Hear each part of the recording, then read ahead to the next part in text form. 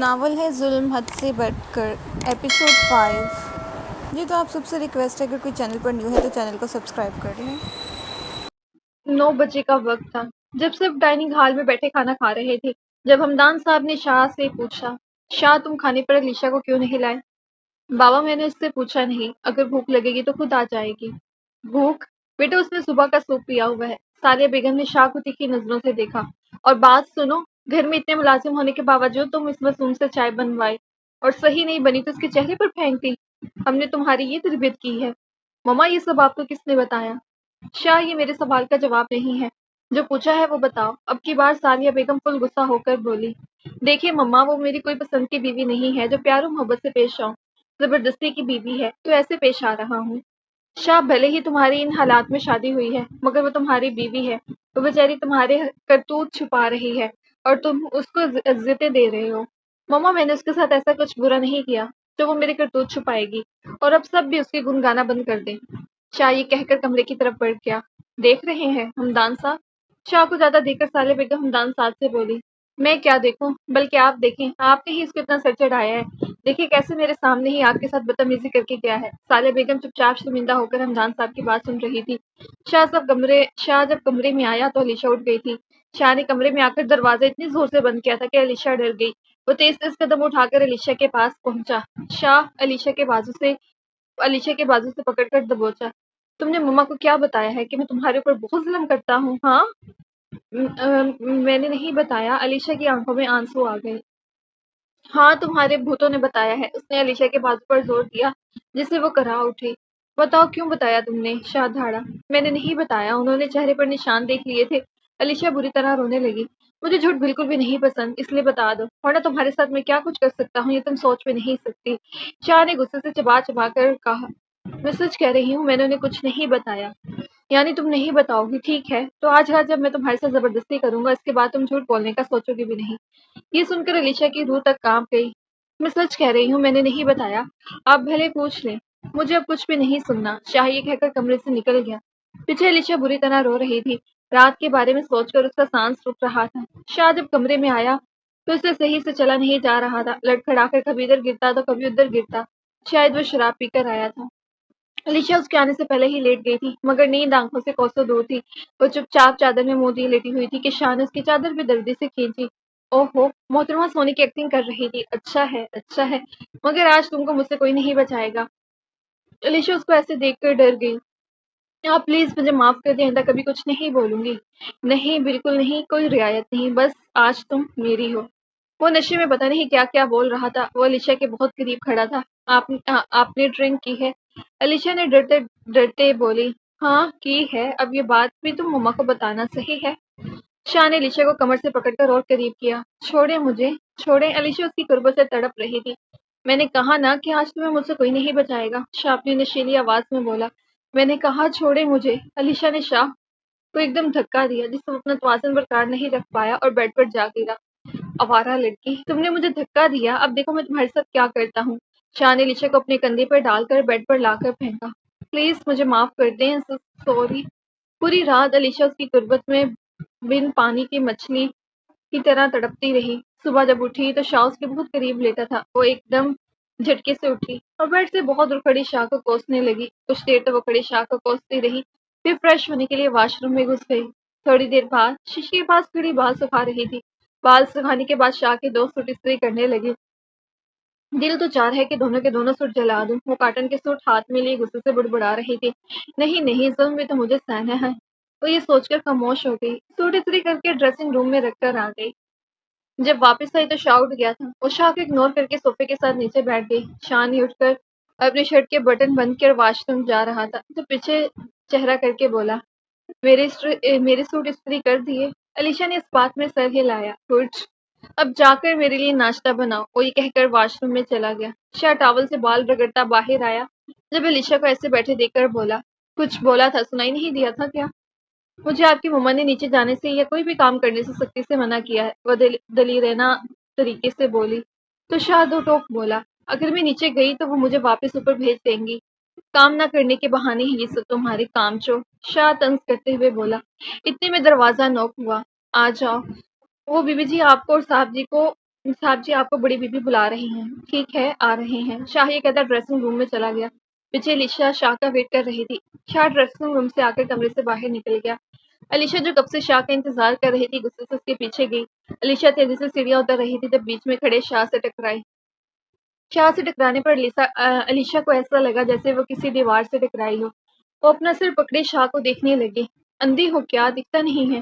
اللہ نے جو یہ بڑے بڑے ڈیلے دیے اس کا استعمال نہیں کرتی؟ شاہ علیشا کی بڑی آنکھوں پر چوٹ کر کے بولا۔ میں علیشا کو سمجھ نہیں آیا کہ وہ کیا بولے۔ کیا بکری کی طرح میں کر رہی ہو؟ مجھے بھوک لگ رہی ہے، چلو۔ شاہ علیشا کو تیکھی نظروں سے دیکھ کر بولا، بھوک طنز کرنا نہیں بھولا۔ وہ دونوں ایک ساتھ آگے پیچھے ڈائننگ ہال میں گھسے۔ ثالیہ بیگم نے ان دونوں کو ایک ساتھ دیکھ کر دل میں ان کی نظر اتاری۔ ارے واہ بھابھی، آج تو آپ پہلی بار ہمارے ساتھ ناشتہ کریں گی۔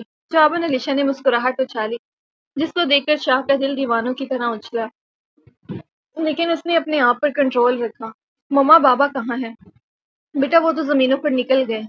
اتنی جلدی؟ ہم انہیں کچھ اور بھی کام تھے تو جلدی نکل گئے۔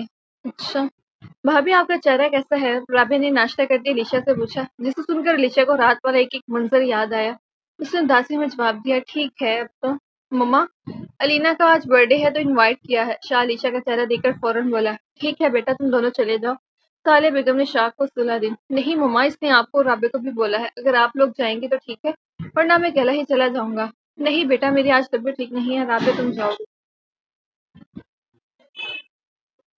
نہیں مما مجھے آج اپنا اسائنمنٹ کمپلیٹ کرنا ہے۔ ٹھیک ہے شاہ تم اور علیشا چلے جاؤ، ویسے بھی یہ جب سے یہاں آئی ہے تم دونوں کہیں گئے نہیں ہو۔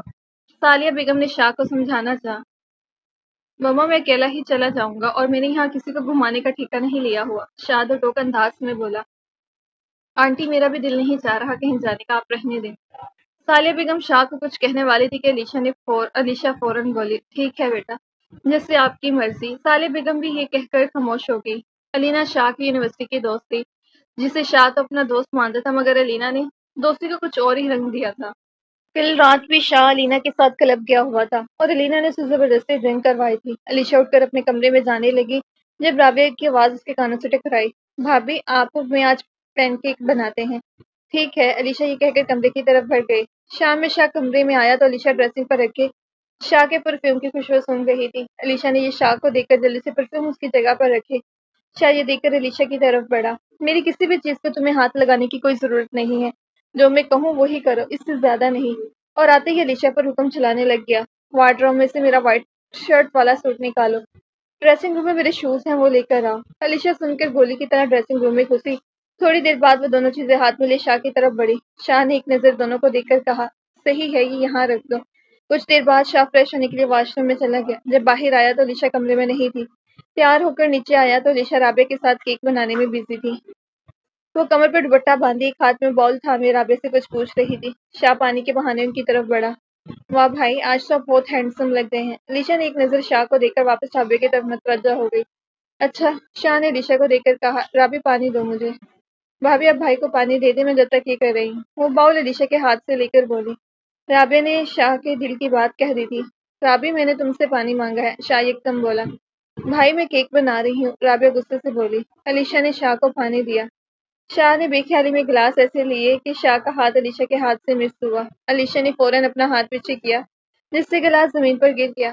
شاہ ایک دم چیخا، پاگل ہو گئی ہو کیا؟ پانی کا گلاس دینا نہیں آتا کسی کو، ایسے پانی دیتے ہیں ہاں؟ سوری وہ مجھ سے گر گیا، میں آپ کو دوسرا دے دیتی ہوں، اس نے ڈرتے ڈرتے بولا۔ نہیں رہنے دو، اور یہ جو کانچ گرے ہیں ان کو صاف کرو، شاہ یہ کہہ کر کچن سے نکل گیا۔ علیشا زمین سے کانچ اٹھانے لگی، رہنے دے بھابھی بانو اٹھا لے گی۔ رابعہ کانچ اٹھاتی علیشا سے مخاطب ہوئی، نہیں نہیں میں اٹھا لوں گی۔ ایک دم اس کے منہ سے آواز نکلی، گلاس کا کانچ اس کے ہاتھ پر لگ گیا تھا جس سے ہتھیلی پر کٹ لگ گیا تھا۔ بھابھی آپ رہنے دیں، ہٹے بانو اٹھا لے گی۔ رابعہ نے علیشا کو زبردستی کھڑا کیا اور بانو کو آواز دینے لگی۔ رابعہ نے علیشا کو بینڈیج کر کے طرف بٹھا دیا۔ رات میں ان لوگوں نے ساتھ بیٹھ کر کھانا کھایا۔ علیشا بھی ہنسی مذاق کر رہی تھی کیونکہ آج اس پر طنز کرنے والا کوئی نہیں تھا۔ کھانے کے بعد وہ کمرے میں چلی گئی۔ شاہ کے آنے سے پہلے وہ سو جانا چاہتی تھی، تکیہ اٹھا کر زمین پر سو گئی۔ رات میں شاہ دیر سے آیا۔ علیشا کو زمین پر لیٹے دیکھ کر اس کو علیشا پر ہنسی آئی، پاس آ کر اس کا چہرہ دیکھنے لگا۔ تھوڑی دیر اس کے پاس کھڑا اس کا چہرہ دیکھتا رہا. اس کو علیشا سے محبت ہو گئی تھی. تھوڑی دیر بعد شاہ نے علیشا کو اپنی باہوں میں اٹھا کر بیڈ پر لیٹا دیا اور خود واش روم چلا گیا. صبح جب علیشا کی آنکھ کھلی تو وہ شاہ کی باہوں میں بری طرح پھنسی ہوئی تھی. ایک دم جھٹکے سے اٹھی جس سے شاہ کی آنکھ کھل گئی. وہ ایک آنکھ بند اور ایک آنکھ کھول کر علیشا کو دیکھ رہا تھا. تمیز نہیں اٹھنے کی، ایسے اٹھتے ہیں جنگلیوں کی طرح. وہ علیشا کو مسلسل گھور رہا تھا. میں یہاں کیسے؟ علیشا فوراً بیڈ سے اتر کر بولی. وہ اپنے آپ سے پوچھو اور مجھے سونے دو. میں نہیں، کبھی نہیں، مجھے نیند میں چلنے کی عادت نہیں ہے، اور جہاں تک مجھے یاد میں زمین پر سوئی تھی. علیشا شاہ کو دوبارہ سوتا دے کر بڑبڑائی. ہوں بلا وجہ قریب فری ہونا چاہ رہے ہیں. وہ یہ کہہ کر واش روم چلی گئی. واپس آئی تو شاہ فون پر کسی سے بات کر رہا تھا. شاید وہ علینا تھی. وہ شاہ کو نظر انداز کر کے نیچے چلی گئی. صالح بیگم اور رابعہ ڈائننگ ہال میں بیٹھے ناشتے پر ان کا انتظار کر رہے تھے. شکر ہے بھابھی آپ آ گئی، ورنہ میں تو بھوک سے مر ہی جاتی. رابعہ پیٹ پر ہاتھ رکھ کر بولی.